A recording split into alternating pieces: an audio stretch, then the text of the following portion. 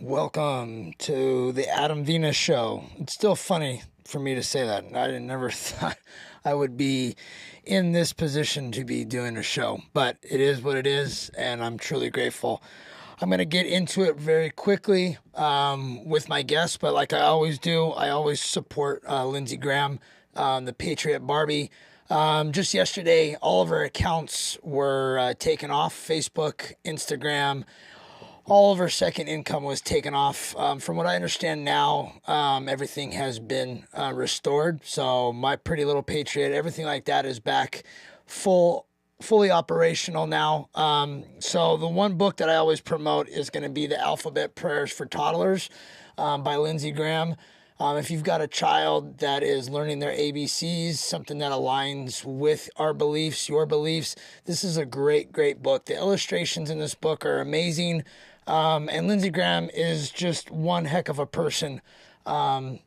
She's done a lot for me, and I'm truly grateful. So if you've got a child that is learning their ABCs, go over to Lindsey Graham Pretty Little Patriots website and pick yourself up a book. She's got some pretty cool T-shirts and hats. With that being said, the next person I'm going to have on is Jeff Younger.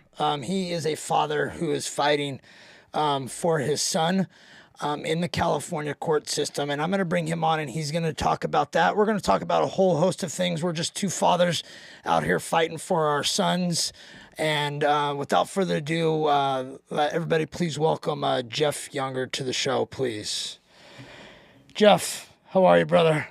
I'm well, man. How you doing? I'm doing well. It's been a long day. I worked long in the hot heat, but I'm here, and I'm really grateful that you decided to come on and you said yes to coming on, because I want to do, as much as I can to support you and support your son James. I truly Thank you. believe what's going on here in the state of California, and from what I've learned also in the state of Texas, Yeah. is an absolute atrocity. What they're doing to you, and what more importantly, what they're doing to your son and my son here in the state of California. Jeff, if you could give a little bit of a story about basically how this all started and kind of where we are now in the process with you and your son James. Well, starting at two, my ex-wife started transitioning my son to a girl. When I told her that she couldn't do that, she filed for divorce. If you go into YouTube, you can search for a video, "Mommy Says I'm a Girl." And that video went viral. And, that was my son just past his third birthday, telling me that his mom's teaching him that he's actually a girl. This resulted in obviously in a divorce trial, which went to 2016. The custody evaluator, his name is Brett Mitchell. He absolutely lied to the court, and he said that she was not trying to transition my son to a girl, that I'd made a false accusation, and on that basis gave me less than standard possession with my son. And that was the main basis the court decided on for not giving me 50-50. This continued to escalate. The school was transitioning my son behind my back. Pinkerton Middle School in Capel, Texas, and the principal, Miss Mickelson, were transitioning my son behind my back. I'd take my son to school in boys' clothes. They'd give him a dress and tell him to use the girls' bathroom. And we could talk about why that's actually legal in all the 50 states. And it has to do with the confidentiality rules around psychological treatment and what's the powers that psychologists and doctors have.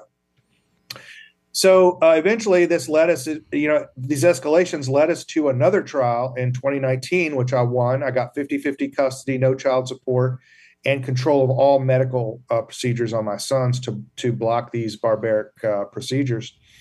The liberals in Dallas County, the liberal judges, got upset about that ruling. The opposing law firm, which is Coons Fuller, which is a Republican donor establishment law firm that actually targets conservative political actors. Well, I ran for office in the state of Texas, and I was targeted by Coons Fuller and Family Court. Coons Fuller got this switched over to the 301st District Court under Judge Mary Brown. I call her Bloody Mary Brown.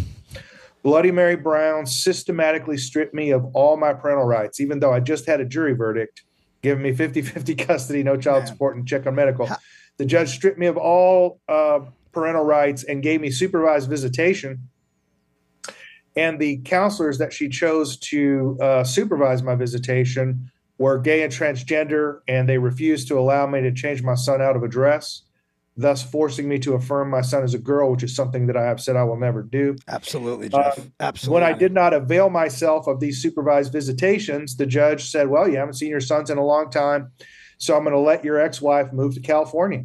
And that happened right after California passed SB 10, I think it's 107, yes, the transgender kidnapping bill. So I went up to the Texas Supreme Court and argued that you could not let this child move out of Texas to California because, one, California would never repatriate my sons to Texas, and two, would remove the protections of Texas law. I had just spent 6 years and a couple $100,000 getting a transgender bill passed in Texas outlawing these procedures. But the Supreme Court of Texas ruled against me. Only one justice ruled to protect my son. His name is Justice Devine. All the other justices ruled against me. The author of the opinion against me, his name is Justice Blacklock. I call him Black-Hearted Blacklock. Black-Hearted Blacklock actually said that my son was in no greater danger of being transitioned in California than in Texas. That's how dumbass these people are. Yeah. So my son gets to California. Jurisdiction is taken by a California court because I said, look, I'll move to California to be near my sons. And so I agreed to move there and move jurisdiction. I get assigned to Justice Mark Uhas, who I call Judge Judas. Big time Judas. Judge Judas immediately took the side of the other side. In the legal terms, he is embroiled with the other side. If this man was any more embroiled with the other side, he'd be a well-done beefsteak. Yeah, and real quick, I want to let everybody know also that me and Jeff, funny happens that me and Jeff have the same judge in both a very similar case. My son is being transitioned to be a girl. His son is being transitioned to a girl, and this one judge here in California is ruling over both of these cases. Go ahead, Jeff. Yeah, and he's exhibiting the same corrupt behavior that he exhibited in yours. This is a man who will twist procedure against you. He doesn't give you due process, and he's essentially bought by the LGBT lobby. Yes, he is. And so, whatever money or whatever powers are behind this guy, it's definitely it's a situation where I have a judge that is corrupt, utterly corrupt. Yeah, when you were talking on Dad Talk today, you mentioned that you filed, I think it was a 170.6 to remove the judge. Oh yeah, I filed a disqualification, and he continues to rule in the case. Yeah, we filed two, even though his disqualification is pending. So I mean, basically, what he's going to do is going to do whatever he wants, and then he's going to dare me to go up on a writ. So what he's done to prevent me from going up on a writ of mandamus, where I can get higher court review of his corrupt behavior, he seals the transcripts, so I can't get the transcripts to write the writs of mandamus and prove what he's done. They just have 10 ways to Sunday of ripping you off, and being corrupt to you, and that's just something that I think American parents just need to understand, especially young men. Whether you like it or not, when you get married, especially if you have children, you are inside of a system that is quite capable and very willing to destroy your life and to destroy your children. Yeah, I worked so hard in my case. I worked so hard to keep it out of the family court system because I knew that once we got into the family court system, I didn't know it was gonna go to this extent of her trying to transition my son, but I knew once we got into the family court system that was going to be the end of everything for me. Yeah, effectively what happens in family court is there is a winner parent and a loser parent, and they have to pick a winner and a loser. Yeah, I always say Title 4D makes sure they do it. Yeah, and I always say there's no money to be made with the safe parent, only the unsafe parent in the family. That's correct. Yeah. So let me Yeah. explain that to your audience who may not understand the system so well. The reason that the court is incentivized to always give the children to the least stable parent is because the unstable parent will not pay child support. And the states make a lot of money off of child support. I know in Texas it's about $500 million. So you're talking about $480 million in Texas, and I think you're at $510 million in California. I mean, Jesus. that's enough money, to do some serious corruption over, Yeah. right? Hundreds of millions of dollars. So for every dollar that is assigned in child support and collected in California, the state gets 66 cents. So they're highly incentivized to apply the maximum child support they can, collect the maximum child support they can, and they know that unstable parents don't pay child support. So they get the stable parent to pay child support, and they give the children to the unstable parent. The other thing too is it increases litigation, right? You have an unstable parent, it's gonna increase how many times you're in court and all kinds of stuff, and that provides billings for lawyers, for psychologists, and allows the court to fund the constellation of economic interests that profit off of the abuse of children in family court. Yeah. And I think what they're doing to the kids and especially our boys is 100% child abuse. There's no question that it's child abuse. Look, when you're dealing with people like Mark Uhas, Judge Judas. These are people that will take their pieces of silver Mm-hmm. and are perfectly willing to kill children. Like they sleep okay at night. I used to think they must have trouble sleeping. No, they know what they're doing to kids. They know that some percentage of the children are going to die because of their stupid corrupt decisions. They don't really care. No. Their job is to make money for the state, and they're going to do it, and they're going to receive financial benefits for that. They're just scumbags, essentially. They really are. I've never had a hatred for a group of people in my life, but I now have a hatred for both judges, for opposing counsel, and the joke of a minors counsel that my son had. Yeah, I mean, these people are not acting in your son's interest. They're acting in the interests of the state of California and making money for the state. Yeah. That's the thing that you got to understand. Whether you like it or not, when you get married and you have children, even if you don't have a divorce, it doesn't matter. Right. Your children are wards of the state, and at any time, the state can take control of your children, and they will, because there's massive $100 million, financial incentives for them to do that. Yeah, and we see that So, with. I tell young men, and I don't know how your audience will take this, but I have to be honest, and I just think it's really unethical for us to tell young men to form families under these laws.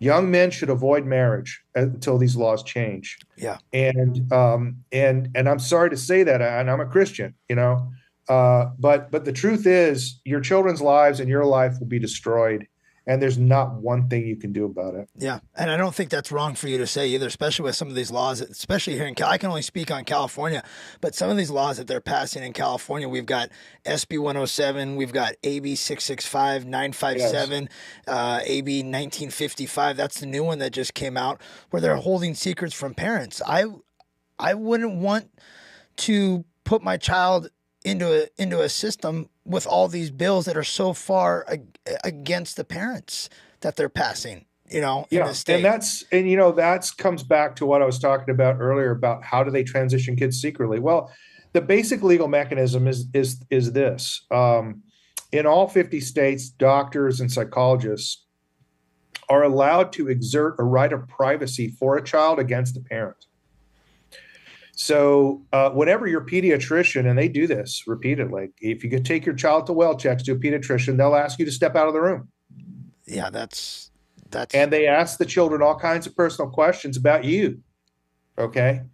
And you know how fickle children can be, and they may not understand the way these questions are being asked and so forth, and children can be manipulated.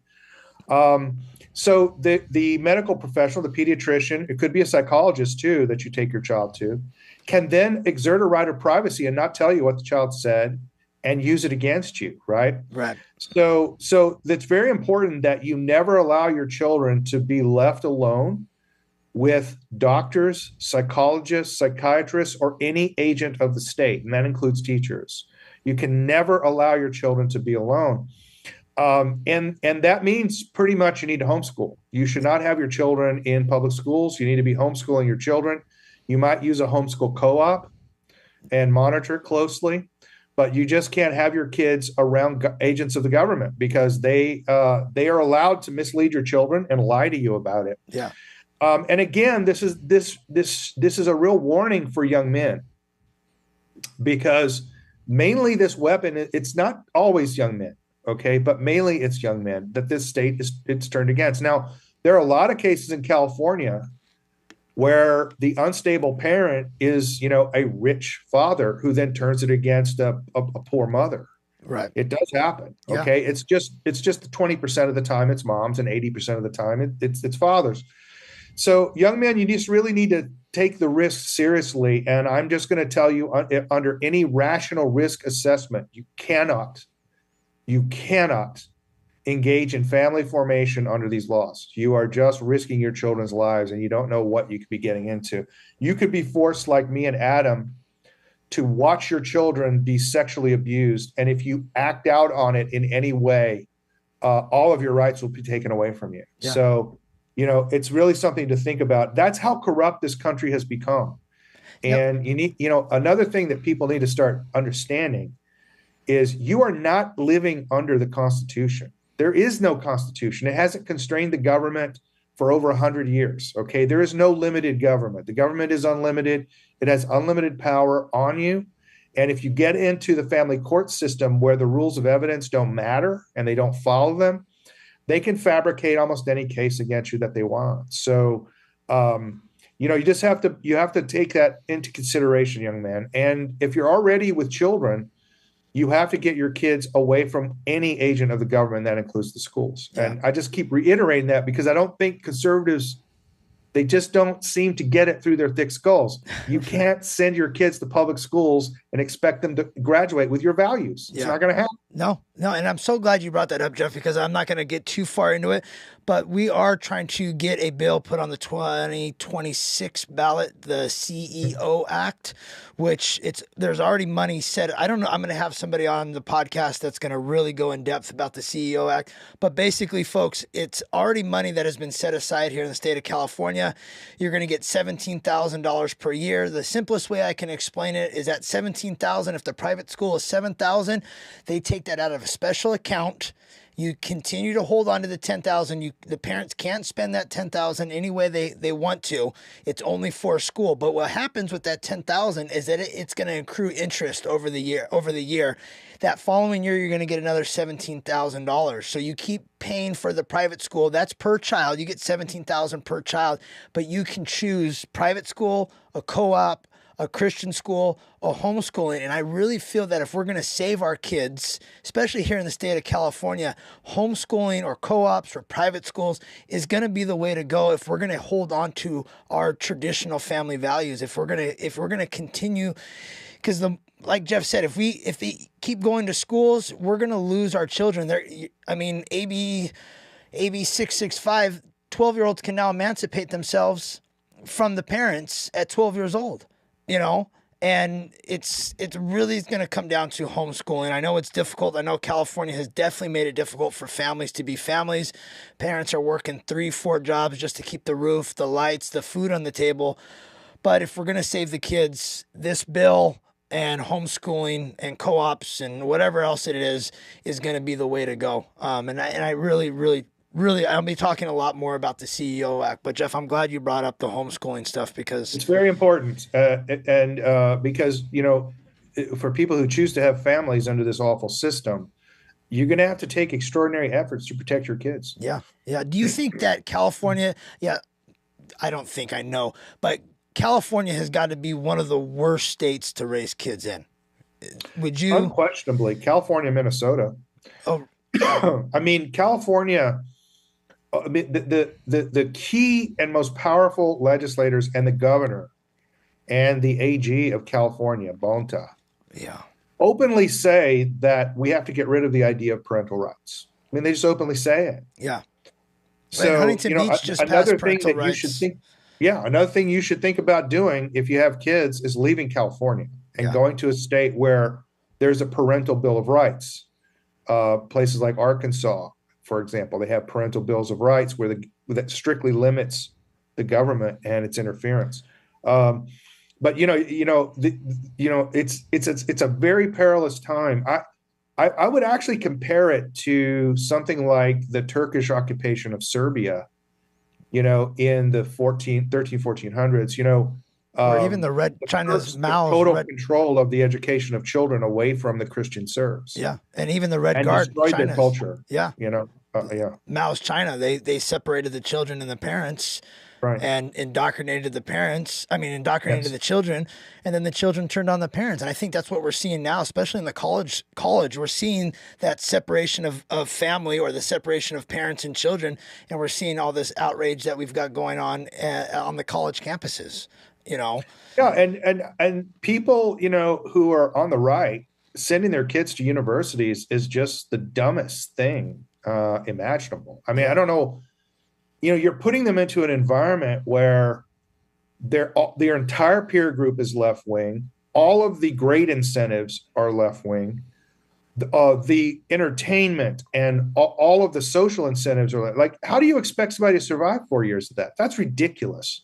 oh, But people on the right do it all the time. They're like, oh, great, my son's going to Harvard. Oh, great, you just created another communist. You proud of yourself? right, yeah, What because a dumbass. I know, Like I have no kind words for normie conservatives. We're in no, this problem because normie conservatives have lived in this dream world where the government is constrained by the Constitution. And it's just not true. The government is unlimited and it's going to do anything it wants to you and your kids. yep. And that's what you need to get on board with this. And you need to change the way you behave based on that. Yeah, and I think that's the most frustrating. We were talking before we came on live, but the conservative party, or I didn't even say the conservative party, but the Republicans claim that they're here for the Constitution, and they're here for parents, they're here for families, they're here to keep the traditional family.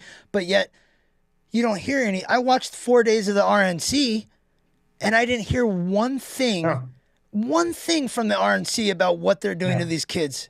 You know, what they're Nope. doing to kids, the castrations, the puberty blockers, the cross-sex hormones. Not one person spoke up and said anything about that. And Yes, they're not gonna. I know the border. Yes, the border is concerned. Fentanyl, everything that we've got so many problems here in the United States, but we're not taking care of we're not taking care of the kids, and nobody is talking about that. And again, the churches aren't. We won't even get started on the churches, but the churches aren't even talking about it. No. You know, you said the other day that they need to get rid of the tax exemption, right? Yeah. There's no reason for a church to be 1,000 members. There's no reason Yeah. for that. Yeah, I mean, I'm Orthodox, Right. Orthodox Christian, and generally, once a church hits 250, we start building another church somewhere. Like Right.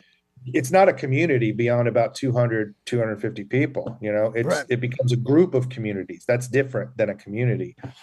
But when you look at the Republican Party, Yeah. it's the first of all, and this may shock your listeners, but go check me out on this. The largest donor to the Republican Party is Paul Singer. And who's Paul Singer? Paul Singer is a hedge fund billionaire, Okay. and he's the largest donor to the Republican Party. He's the largest donor to Governor Abbott in Texas. He gives more money in Texas than anybody else. He founded the transgender movement. A Republican. A Republican. The donor class, what you have going on in the Republican Party is fundamentally this. Right. You have a very liberal donor class, the people with the money that fund the party. Okay. Right. That's why the RNC is always so liberal, because it's the closest you get to the donors in electoral politics, right? Right. Is at the RNC. So you have this liberal donor class, and then you have an extraordinarily right-wing electorate that votes Republican, right? Right. So how do they solve this problem? How do they solve this problem? Well, one thing is they distract you. So, for example, you'll have apparently very conservative guys like Ted Cruz and other people doing hearings in the Senate and in the House, And they have volatile hearings where it looks like they're telling off all these liberals in the government and so forth. Right. But do they ever pass a bill stopping them? No. No. No.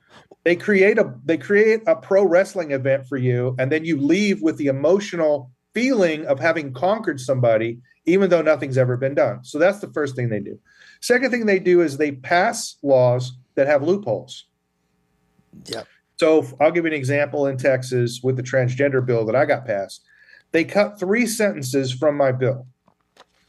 And those 3 sentences would have made performing chemical castration, physical castration on children a child sexual assault. And in Texas, that's mandatory life. That's mandatory life prison. Okay. So that would have put teeth in it. That would have meant that parents could not take their children from Texas to California and get these procedures done. You can't transport your kids across state lines to go abuse them. No. Okay. So they removed that. Why did they do that? Because the donor class who fought me for 6 years, by the way, Republicans fought me 6 years. They did not want to pass a bill banning these barbaric procedures. Republicans fought me. Yeah, and that was the hard. You were talking about that the other day, and that was you opened my eyes to what you were talking about the other day on that other podcast, and I was trying not to believe it, but now the more and more I listen to that, I've listened to that podcast probably 3 or 4 times now, and now it has opened my eyes to really see what exactly is going on with this whole, I guess, this transgender movement, this not taking a firm enough stand and criminalizing these people that are doing this to kids. No, they're not. And not only that, I mean, it's a really broader issue, but it shows up really clearly in this issue, right, with the transgender issue. So you've got this liberal donor class, and both parties are controlled by the same donor class. Jesus. That's the thing you got to understand. Paul Singer is the largest donor to the Republican Party, but he's a massive donor to the Democrat Party too. So this donor class controls both parties, and that's why I call it pro wrestling. Yeah. Okay. They set up a fight, but the winner's always picked, right? So that's why electoral politics are just a joke in America. You're not going to ever get change to anything through electoral politics. But the other thing that can show you that the donor class is not acting in the interest of the right-wing voters in this country is look at the voting patterns of married versus unmarried people. Okay. So married people vote overwhelmingly Republican. Unmarried people vote overwhelmingly for the Democrats. Interesting. So you would think, as a Republican Party, you would take as your first priority the creation of new Republican voters, and that would mean doing pro-family stuff, right? Correct. Making family formation safe and easy, right? Right. And then having children and keeping children and raising children safe and inexpensive, right? Right. Absolutely. But the Republican Party doesn't do any of this. They don't talk there about have it. been no changes, proposed for family law. There have been no changes proposed there's not a single bill at the federal level that has been introduced by Republicans to stop this transgender madness. Not one bill. No. Well, Marjorie Taylor. Now, they'll laud the stuff about women's sports. Right.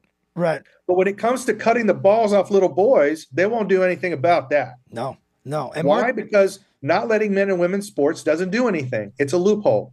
It looks conservative, but it has no effect. Right. So it pleases the Republican electorate. They think, wow, you're so conservative, I'll vote for you again. And it pleases the donor class because it doesn't do anything. Yeah. That's how they split the difference with a liberal donor class and a right-wing electorate. So you have one donor class that's controlling. Now, one thing that's happened in my lifetime that is different now, and that has just happened in this electoral cycle, a new oligarchy has arisen to challenge the Wall Street oligarchs that have been essentially running both parties for about 40 years. The Silicon Valley oligarchs are rising up to challenge the Wall Street oligarchs. And that's what this election really is about right now. It has nothing to do with your vote, man. No. I mean, people think their votes are going to, what's happening is you got Silicon oligarchs that are giving Trump $40 million a month. Jesus. Okay. They're throwing a lot of weight behind him. And the reason is they have a The tech oligarchs have a future social vision. They have a future political vision, a future foreign policy vision that they want to enact that's friendly to their ideas, which are quite different than the ideas of the financial class. So that's the first time in my lifetime I've ever seen a challenge to the oligarchy that actually runs this country. And it's going to be interesting to see what happens over the next few electoral cycles to see who wins. If there is another election coming up, True. it's going to be an interesting few months here coming November. I agree. Really, Marjorie Taylor Greene had a bill. This is another thing that really upsets me about the Republican Party, is that Marjorie Taylor Greene had a bill, and I don't have that bill in front of me, but she had a bill, a clear-cut bill, almost like what we're talking about, is criminalizing doctors that do this to kids, all this kind of stuff, and the Republicans haven't even voted on it. No, she wasn't even able to get that bill through committee. No, I can't. That's what I mean. No bill's ever been introduced to the floor for a vote. Yeah. By Republicans. Yeah, and it just shows me that neither party, because this is what you and I are dealing with, and there's other parents out there that are dealing with this too, is that they're not just coming after blue kids and red kids; they're coming after everyone's kids. Oh yeah, and what's weird about this is, I've polled this in Texas. When it comes to transing kids, virtually 100% of Republicans are against it. But yet they don't talk about it. Go ahead. Right. And 80% of Democrats are against child trans. Yeah. It's a tiny percentage of people that are for it. The reason it's happening is because the donor class in this country wants it. The foundations want it. One of the groups that's supporting my ex-wife, and she's supported by some of the most powerful groups, she's supported indirectly by the Human Rights Campaign founded by Paul Singer. Jesus. How did she get, okay. If you're allowed to talk about it, how did she get to these powerful people, these powerful attorneys to back her? Because let me tell you, the attorneys Coons Fuller in Texas, their minimum retainer is $175,000. Okay, like this is a big money firm. Well, because the left organizes to win, and right. They know that if they make law in the states, they can win on their social issues. And so, you have like, what's this group called that, hang on a second. I can tell you one of the groups here in California that's backing her. Hang on. Yeah, no, while you're looking for that, just to let everybody know, California is a majority of a red state. It's a very small, you got San Francisco, you got LA, right. You got San Diego that controls this whole entire state. That's right. And it's because they mobilize. They mobilize for action very well. Yeah. It's called the National Center for Lesbian Rights. It's funded by the Human Rights Campaign, and the Human Rights Campaign was founded by Paul Singer, a Republican. So, it's also funded by the Ford Foundation. And then also they get government grants from the Federal Health and Human Services. So they're using your tax money, Adam, to castrate my son. Yeah. And in 6 years of the way things are going, they're gonna do the same thing with my son, Yes. You mentioned, we're talking about money, we're talking about the Republicans.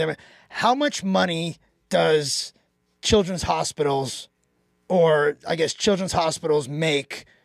Because you mentioned this the other day, but how much? I don't think people really know how much money they make for these transgender, every child or gender affirming care is a minimum $4 million lifetime income stream to the hospitals. $4 million lifetime income stream per kid. So imagine they do 2,000 of those. Jeez. That's a lot. You're talking about a lot of money here. Yeah, and that's paid it's paid by insurance and by the government now. Medi-Cal, right? Medicaid. Yes. Is it Medicaid? Yes. So Medicaid, folks, Medicaid and your tax dollars are paying to destroy kids. That's correct. And there's so much. I mean, again, you've got hundreds of millions of dollars involved.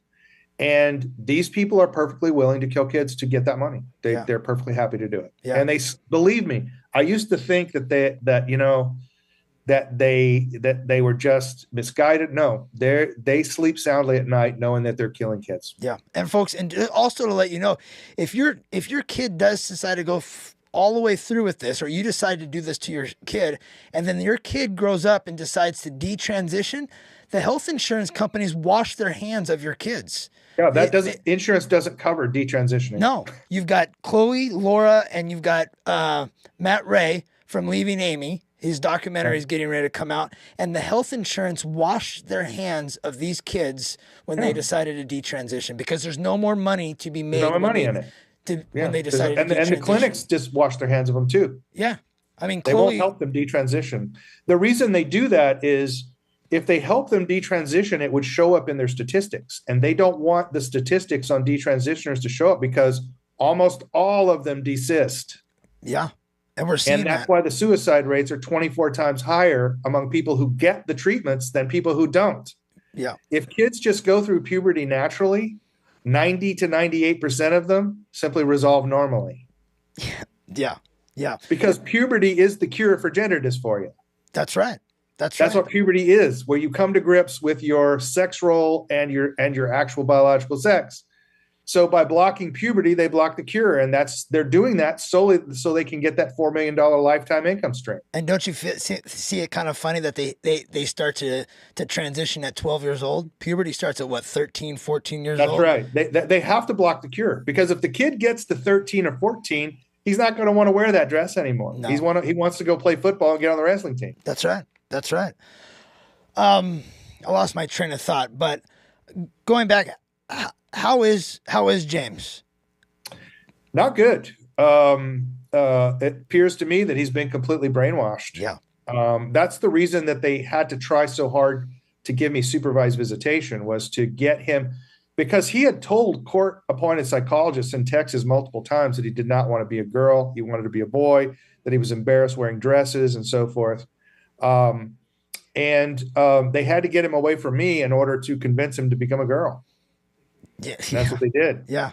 And they didn't treat, I always say it every time I speak, they didn't, and it sounds like in your case with James, is that they didn't treat James or my son Aiden A, B, C, and D. Most doctors, when you come in for you're sick or if you got cancer, they're going to treat you A, B, C, and D all the way up to Z to help you cure.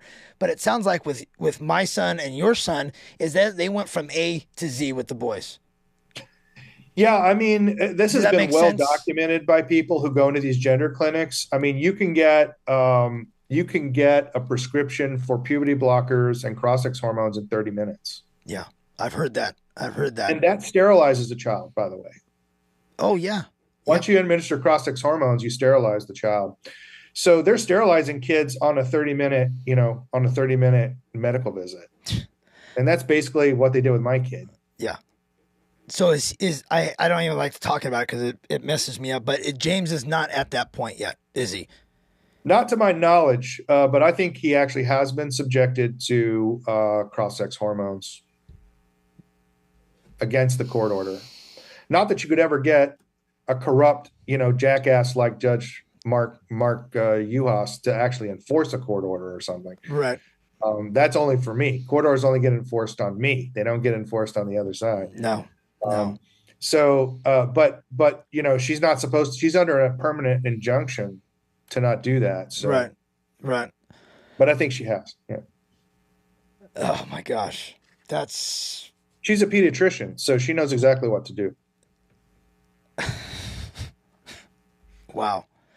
I heard that. Now, this is why I tell you, you need to really I'm really against pediatrics at this point. I mean, you should really go to a family doctor and avoid a pediatrician. Never use a pediatrician. Always use a family doctor instead. Yeah. I was lucky enough. Before Aiden went over to wherever he is now and whoever he went to at Children's Hospital of Los Angeles. Oh no, he went to Jonathan Juarez at Children's Hospital of Los Angeles. Okay. But the pediatrician that he had before all this, he was Christian, family owned. The guy was really, really good. He felt for me. He couldn't tell me anything, but he really, really felt for my situation. So I think you're spot on there that, Don't go to a pediatrician. Go to a family. What was that? Go Family to a child. family doctor, and never let your child be alone with a medical professional. Yeah, yeah. It's And the help's not coming from the churches. I mean, a lot of conservatives have this view, that well, we need to organize in the churches and all that. That's just not going to happen. no, I mean, because they're they're in it for the money churches are too. captured. Yeah, Yeah, the churches are completely captured. yeah. And I'll give you one experience I had. I think I talked about it before, but I met the board of one of the largest Baptist churches in Dallas, and I talked to them, presented what was happening, and asked for their help. And they said they can't get involved in political issues because they would lose their tax exempt status. So I just laughed and said, well, why don't you pay your damn taxes and then you can preach the gospel? Absolutely. And again, they looked at me like I was crazy. Oh, I'm sure they did. I'm sure they did. There's no reason. It never occurred to them. It was never something they would ever do. No, the church is not the church that I grew up in. The church that I grew up in this stuff would never, it would never have happened. Somebody said that, I think you said in the other podcast that if they didn't have that 501c or, they would have been down at these courthouses raising hell. Oh, yeah. And here's the thing, when I was trying to get these bills passed in Texas to protect kids, the other side would have 60, 70 church pastors show up arguing for transing kids. And we wouldn't have one. Not even one would show up on our side. Do you think not even one? Do you think the church has taken that saying all is welcome a little too far? Yeah, because not everybody is welcome in church. I don't know where this comes from. Right. Paul is very clear. He says, turn that man over to Satan for the salvation of his soul. People can't be allowed into the community if they're going to damage the community. Right. And they need to experience what excommunication really feels like and what it means for their immortal soul in order for them to reform themselves and return to communion with the community. That's one thing about the Christian church. You may be excommunicated, but you can always come back. You can reconcile with the church. The church should always be open to reconciliation. But that because the church is open to reconciliation doesn't mean the church is open to everybody. That is simply not true. Now, I'm Orthodox, so the first half of every church service is spent in prayer for the people who are outside the church, the people who we've had to ask to leave because they can't conform to God's laws or whatever reason it is. And then the second half is for us, the believers in the community. So it's not like we abandon the people who are outside the church. Correct. Like fully half of our worship time is given over to praying for them, and we want them to reconcile with the church and to come back. But reconciliation means they have to change, not us. Correct. It's really disappointing to see. I'm going to stay on the church thing. It's really disappointing to see the churches, or even the Christian churches, not doing enough and standing up and helping you. They could do so much to help your situation. They could. But it's not just the churches either. No, you're right.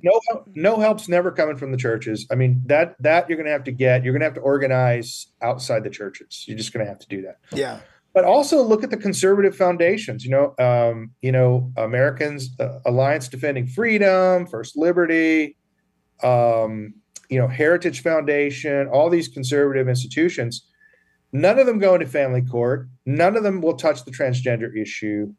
I've even had some of them, I'm not going to give you details because it's not appropriate, but some of them have actually worked against me and tried to keep me from getting experts and behind the scenes. Why is that? It's because the same donors that fund the Republican Party, the liberal donors in the Northeast, these financiers in the Northeast, are the same people that fund their foundations. Yeah. They're not going after these issues, and they're never going to. Whereas the left quite understands that they can achieve their agenda in family court, and they're all over family court. Oh, yeah, because they're all activist judges. They're all trained judges. They're all Gavin Newsom appoints all these family court, and I truly believe that family court judges should be voted on by the people. No And doubt about it. Yeah, it's a real issue. I mean, look at what they're doing. Basically, these judges resign prior to the end of their term, which allows Gavin Newsom then to appoint someone who becomes an incumbent. Then you're running against an incumbent. So it's a complete joke, a corruption of the system. There's lots of ways we could fix this. It's not hard to come up with ways to fix it. right, California and Texas both are dominated by the voters in the large urban areas, right? right, Okay, we know how to fix that. It's in the U.S. Constitution. All we do is we create a state electoral college, and that evens out the power with the rural areas because it's based on the size of the land that you're in. Right? Correct. So there's ways to fix it. The problem is, how do you get the political power to fix it? And our guys have been so busy coming up with ideas to fix it that they haven't spent any time acquiring the political power to fix it. And frankly, we all know what the evil incentives are in the system to hurt children and alienate parents. So it's not hard to know how to fix it. What's hard is getting the power to do it. And we're very, very ineffective at that. Yes, we are. I wish there was somebody that would step up and write, I guess, a bill or write a law or get people to vote on being able to remove these corrupt family court judges. I wish there was a way that there was a group of people out there that could, I guess, follow the money or follow, how corrupt some of these judges really, really, truly are. Oh, they're all bought off. We all know that they're in private organizations and they're all bought off. Yeah. But other countries have solved this problem. Really, in a district court or a superior, as you call it, superior court in California, you should never be arguing to a single judge. You should be arguing to 10 judges on a panel like you do in an appellate court. So if you have one crazy judge like Mark Uhas, the Judas judge, you get one crazy corrupt judge like him, the other 9 judges can say, hey, I'm not willing to hurt kids. Right. And outvote them. Yeah. Right. So all superior courts, all lower level courts should have a minimum of 5 judges. Oh. And we should just organize all the courts like we do appellate courts. And that helps because, one crazy judge can't railroad a parent. You know what I mean? Yeah. We can all think of ways, but how do we get the political power to amend the California Constitution to do that? You see? Right. The question is, how do you get the power? Right. And the left, how does the left get power? I mean, how did they get power over us? How did that work? They captured institutions. They actually didn't build. Everybody says that conservatives need to go out and build their own institutions. Well, institutions aren't built. Right. Institutions emerge from the political and cultural realities and economic realities of the people's existence. What the left didn't build any institutions. The left captured institutions. Yes, they did. Existing institutions and bent them to their will. And they even have a word for it. You can Google it. It's called entryism. Okay. Entryism. And entryism is how do you subvert and co-opt existing institutions for use by the left and towards their social and political ends. Conservatives still are in denial that this even happens. But we know this for a long time. Winston Churchill said that any institution that isn't explicitly right-wing will eventually become left-wing because the left will co-opt it. Yeah. Right. But conservatives they just haven't thought through what it would take to take over an institution. I think conservatives have gotten too relaxed. I think they've gotten too relaxed, and like I think we previously said, they're just stuck on the old conservative ways, and they haven't opened their eyes to the new what exactly is going on. They're literally living in a world of tricorner hats and knickers. Like they're 150 years behind the way the elected officials don't run the government, for example. Right.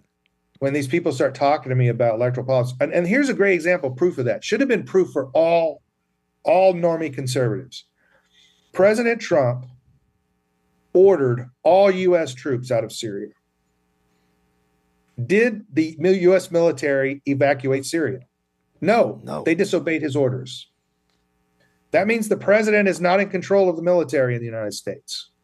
President Trump ordered the DOD to have a July 4th military parade in Washington, D.C., similar to the way France has a military parade. And Russia. And he ordered that all 4 years of his presidency, and they never did it. They disobeyed his orders. So the president can't even get a military parade, for God's sakes. He's not in control of the military. No. But the Constitution says he is in control of the military, right? Right. It says he's commander in chief. So conservatives should have seen a long time ago that elected officials don't control anything. I remember watching a fascinating hearing where the Senate brought in the EPA administrator. This is under Bill Clinton. And the EPA administrator just flat out told Congress, look, the CO2 problem and global warming is a huge issue. If you don't act, we're going to have to. Whoa, whoa, whoa, whoa, whoa. So the agencies are telling Congress what to do? I thought it was the other way around. That's the way it's supposed to be, right? But it's not how it actually is. No, so it's not. America is run by the agencies. It is not run by elected officials. That's the first thing you got to get your head around. Yeah. Power is exercised through agencies in California at the state government level. What legal status do the members of these agencies have? They have a status called administrative judge, and they have immunity, just like judges. We need to get rid So of that. we're actually ruled by judges in agencies. We're not ruled by elected officials. We are a critarchy, which is ruled by judges. We're not a republic. So that's, once you get your head around that, you realize that the way to power is to take over the agencies. Now, if Republicans had been serious about this, in my lifetime, 3 times Republican voters gave Republicans control of all 3 branches of government: Supreme Court, the president, and the Congress. Okay, both houses of Congress. When they had that power, they should have gone into the agencies and taken them over. Yep. So that they serve conservative ends rather than left-wing ends. They should have fired all the leftist liberals in those agencies and replaced them with people out of the churches, for example. Okay. And we had all. They didn't do that. No, because we had all the branches. Don't use power, and the Republican Party will never use power. So here's the problem we're faced with. We have to take over institutions, but we don't have any power in government that will support us. How do you solve that problem? Because you have to frame the problem correctly and understand it first. Right. You have nobody in government that's going to support you. How do you then go and take over agencies, which is how power is exerted? How do you do that? Grassroots. You haven't solved that problem. Well, what do the grassroots do? What can they do? The grassroots, we got 400,000 signatures for the Protect Kids bill, and that was no big talking heads. That was even it was even Bontas rewriting the Protect Kids bill. Yeah, I heard about that. What a jackass! I know. That bill would have passed, and that was grassroots. That was people spending their own money, taking time away from their families or taking their families to street corners and collecting signatures. The churches wouldn't allow us to collect signatures inside the churches. There was like 2 or 3 churches, but we collected 400,000 signatures with very, very little money, and 70% of California supported the Protect Kids bill. And that would have solved all the problems that we're dealing with right now. You're right. You see, you have a referendum process here. Right. You have a proposition, which is basically a plebiscite, a popular vote on this. Texas doesn't have that, for example. Most states don't have that. That's one way for the grassroots to truly exercise power in California. And it should be something that a coalition of all these grassroots right-wing groups in California should be figuring out how to perfect that use of power. But we didn't have any. We didn't have the. Yeah, we didn't even have the RNC promoting the Protect Kids bill. They're never going to do it. I know that. Which boggles my mind. That would have saved. It's never going to happen. You're going to have to fight them to get it done. Actually, right? Yeah, and I brought that up in Oakland. Why isn't the RNC promoting these Yeah. type of things? Why? Yeah. I think 2 weeks before the Protect Kids bill was finalized, we had one big talking head talk, one big talking head and one pastor talk about it. That was the only time I ever heard anything from. Sure. Yeah. That's because the donors don't want it. As simple as that. The donor class doesn't want it. So you're fighting the donor class, and you're not going to get any help from any of the institutions captured by the donor class, right? Right.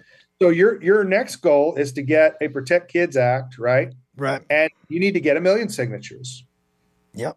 And you need to, one way to do it is look at the techniques of how the left gets all those signatures. They're so organized, Jeff. They're so organized. Can you just touch real quick on how organized? Because you mentioned it the other day on the other podcast. Can you talk about how organized the left is? Yeah. So I've been going to Republican club meetings most of my life. I've been Republican most of my life. And, you go to a Republican club meeting, what do you usually have? You have a cocktail soiree beforehand. Then you have a charismatic speaker and then some question time, and then some socializing time. And then you go home. Right. Democrats don't do that. This is going to blow your mind, folks, what he's about. So I ran for office in Texas in House District 63. But before I did that, I wanted to understand what my opponents, how they organized and what they did. So I used my middle name, and I went and posed as a Democrat voter, like a neophyte, someone who's converting from the conservative side over to the liberal side.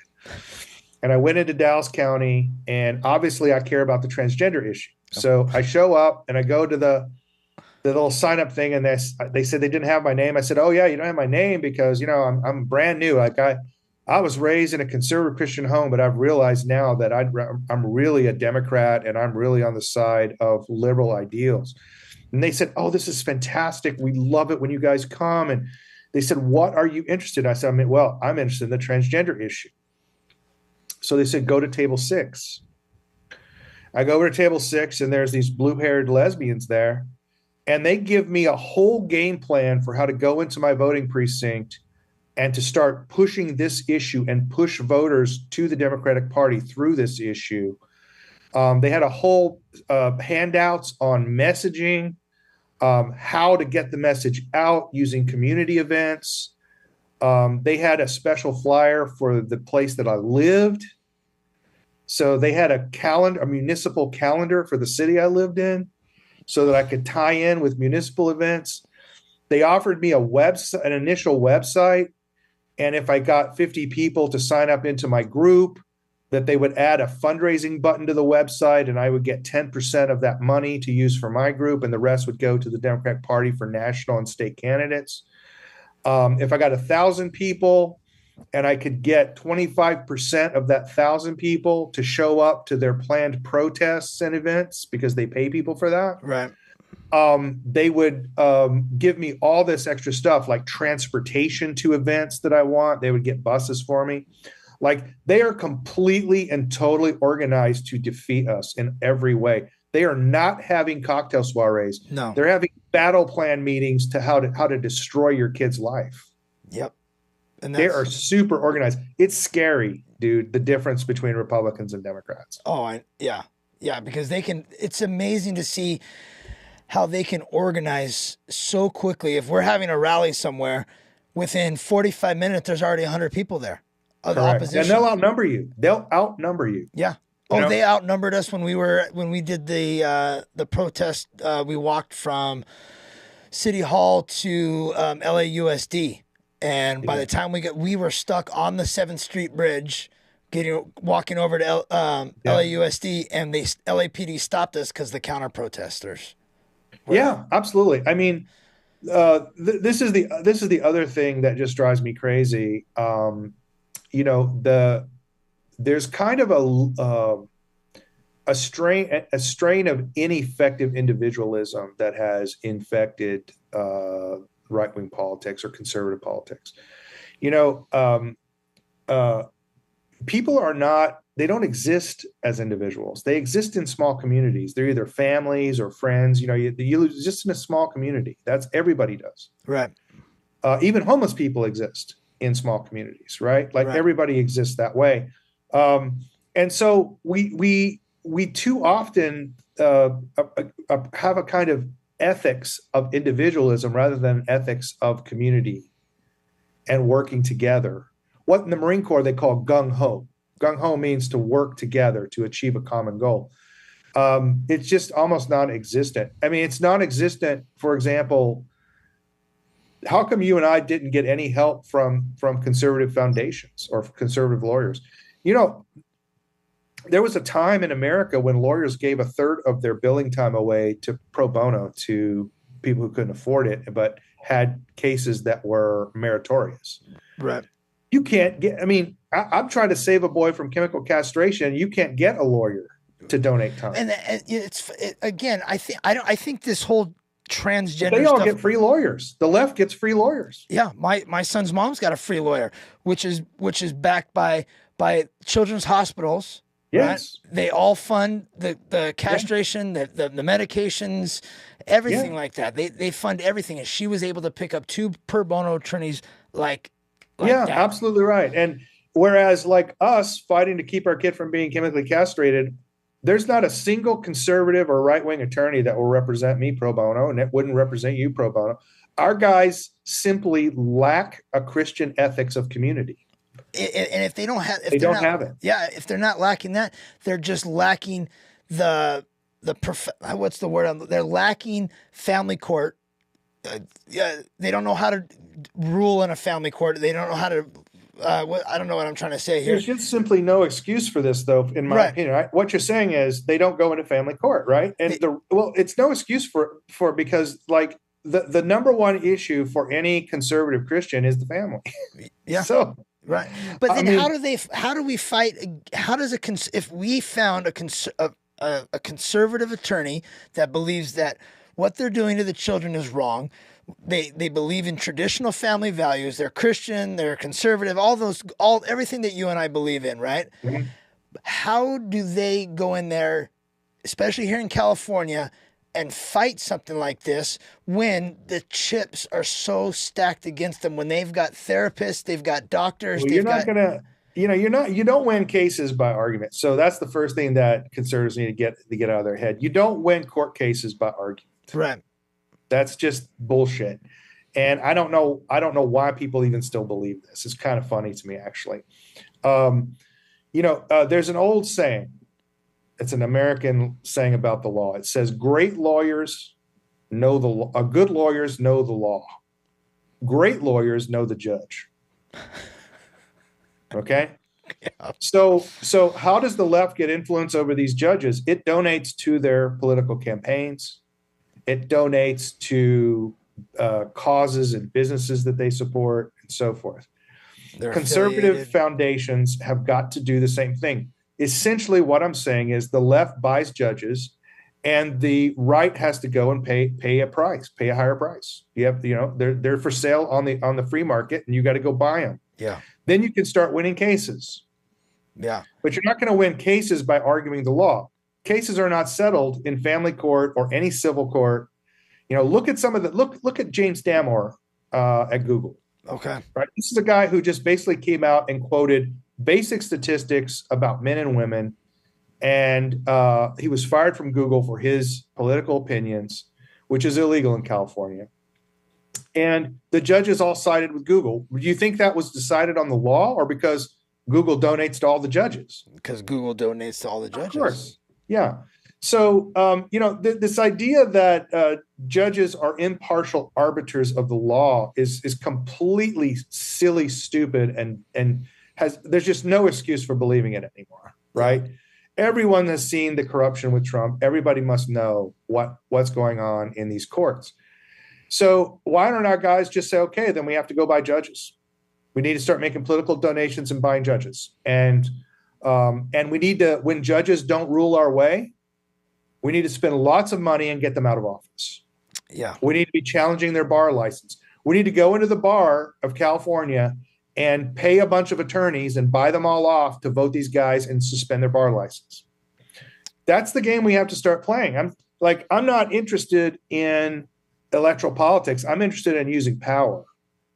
And American court system is it's actually more corrupt than the Italian or even the Russian court system, right? Because in the Russian court system, at least they execute corrupt judges, right? Right. If you can actually publicly prove judges took bribes, they will execute a judge. Right.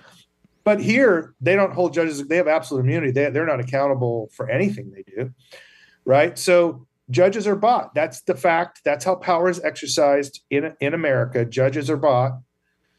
Same is true in the agencies, by the way. So why aren't we doing that? Why do we think that we can argue our way out of, $100,000 payments to the judge from the other side? You can't argue your way out of that kind of corruption. Right. Yeah. You just got to start buying judges. But our guys are just hampered by a faulty belief about how government works. Yeah. I think we've gotten too, I guess, woke, I guess what it is, or too politically. Would you think we've gotten too politically correct? Actually, I think it's a nostalgic point of view. It's so painful for conservatives to think that the Constitution was deposed in the early part of the 20th century, and overthrown completely, by the way, right, by Wilson and Roosevelt. They find this so painful because they have such almost religious adoration of the Constitution that they're just simply not willing to admit that it doesn't work and it doesn't constrain the government and it hasn't worked for a long time. And they're just not willing to go there. So they continue to go to the pro wrestling matches, put all their money and time into the pro wrestling match of electoral politics, and they never exert real power. They could put all that money into buying a judge in a district court, and you can exert just unbelievable amounts of power over people. Yeah. You can bring your enemies into that court and destroy their lives and remove them from the political process altogether. Yep. But they don't. That's what they do to us. Yeah, I know. But our guys are unwilling to do this. I think there are people out there that know this, but they're not willing to do it. Either they're ethically not willing to do it, or they're being bought off to not do it, which is the case, I think, for Heritage Foundation, for example. Yeah, I think a lot of these people are being bought off to. Yes. Yeah. So that's how courts work. Courts are sold to the highest bidder. That's how they work. And when you understand that, then you just realize you need a well-funded conservative foundation that will buy judges and get the result that they want. And maybe Elon Musk, he'll step up and help us out. A guy like Elon Musk could literally take his pocket change and change the entire composition of the judiciary in California. Yeah. But we don't see him doing it. No. We don't see him actually doing it. No. And I know that he wasn't happy about his child being transed. No, because I watched that interview with Jordan Peterson, and you could see the pain when it hurt him. Oh, absolutely, Jeff. And I never knew that. And you and I feel his pain. I mean, I felt that when I watched that, Yeah. Well, I have to give him props. I mean, he's attempting to elect an administration that honestly, if I can delay past the election, in my case, I might be able to save my son. They may just outlaw these procedures, Yeah, because we've got 18 states. Because I was looking it up. Ohio just passed a bill that you can't do the surgeries or the medication. So that's, I think, 17 or 18 states that we're at right now. I know England has. Why England banned it before we did is. Well, England isn't as woke as we are. And which is hard to believe. The woke mind virus emanates from America, and it emanates mainly from California. Right. So yeah. So the UK is not nearly as woke as we are. And what's so terrifying about what's happening with our children is, even as the science is conclusively demonstrating that these procedures don't work and actually hurt children, the left in America, especially in California, is not only ignoring it, but doubling down on these procedures. They're doubling down on them, even as the science increasingly shows that it's complete bullshit. But what WPATH, the WPATH recommendations, if you don't know, WPATH is the international body that recommends these treatments for kids. And more than any other group, probably, can take credit for subverting medical bodies to support this stuff. It's been exposed as just a completely political group. They're not basing any of these decisions on medical science. Nope. And what this shows you is another facet of how the left uses power and how the right doesn't. They have perfected the subversion of the scientific method. They can manufacture scientific facts anytime they want and produce peer-reviewed, journal articles and experts on any subject they want. And I gave a speech at UNT, when they incited a Antifa mob against me. I never knew that you got that hurt until I heard that podcast the other day. Oh yeah, yeah. I mean, I got into a fight with 200 people. I mean, the cops barely got me out of there alive. They tried to burn the building down. The state troopers in Texas had to put snipers on the roof, and they used crowd control mechanisms. I mean, it was just for you coming out to speak at the college. Yes. Wow. Yes. Wow. Because I was going to get that bill passed, and the next year I did get it passed. That's awesome. And they would love to have taken me out and prevent that. I'm sure. But one of the things that I presented to the students and the professors there was the 7-step process by which the left just manufactures scientific facts, and how on the right they have no defense against it, because they're not even aware that scientific facts are being manufactured. And how can we look at the stupid state of climate science and not understand the stuff that's going on there? But they just don't understand how the left does it and how it subverts things. And essentially what it comes down to is the left are experts at subverting democratically run institutions. Yeah. And we're not. We're not even able to oftentimes detect the subversion. Yeah. Until it's too late. Yeah. Jeff, I could sit here and talk to you because I have so much respect for you, Jeff. I really do. Oh, I have a lot of respect for you too, man. Yeah. It took us a while to get connected. I know we did that one a little bit, but just to do the one-on-one, I have so much respect for you, man. And hopefully Thanks, one brother. day you and I can meet up in person and just kind of hang out. Let's do it soon. Let's do it very soon. Yeah. So one of the things that you talked about the other day was your call to action. Christian, could you pull up Jeff's I think this call to action is absolutely amazing. We'll get that pulled up. If you could just talk about your call to action, Jeff, to help save James, which I think is key. I'm not the only father who's out here. Adam Vena's out here. There's Ted Hudako. There's Harrison Tinsley. There's these other fathers. We're just the tip of the spear. Correct. We're the tip of the spear. What can you do to support the tip of the spear? What about the middle of the spear, right? We need help funding legal resources and all kinds of psychological, psychiatric experts that we need. And so when I ask you to help me save James, my son, it's not just for me, it's to save thousands of children. Absolutely, Jeff. We're trying to create court cases that create a precedent so you can't do this to kids. And so we need to win these cases. So help me save James, and then that helps save thousands of children. And you can do that at savejames.org. And you can always get in touch with me. My DMs are open on Twitter at Jeff Younger Show. Awesome. That's savejames.com. Yeah, savejames.com. And then we'll go back to it's savejames.org is where you need to go. Oh, that's actually run by an imposter to try to make money off my kids. Oh, we'll take savejames.org. Savejames.org, Christian. We'll get that up here in a minute. If you go back to the call to action, let's talk about the call to action. You want us to tweet, email, and call Donald Trump and J.D. Vance. You want us to tweet, email, and call Gavin Newsom and Harris, and tell them that puberty is a human right and that Judge Juhas is corruptly violating the law by denying 12-year-old James Younger civil, constitutional, and human rights. James' father is being railroaded in LA Superior Court. Is that correct, Jeff? That's right. And the reason I'm asking that is this. We just talked about how power is actually exercised, and it's not done through the constitutional process, neither the state constitution of California nor the U.S. Constitution, right? If Gavin Newsom or Kamala Harris picked up the phone, my son could be saved in 5 minutes. Yeah. So ask him to do it. Yeah. Everybody, we're gonna tweet this out on X. I'll do it another. I did it on X, and I'll do something on my Instagram.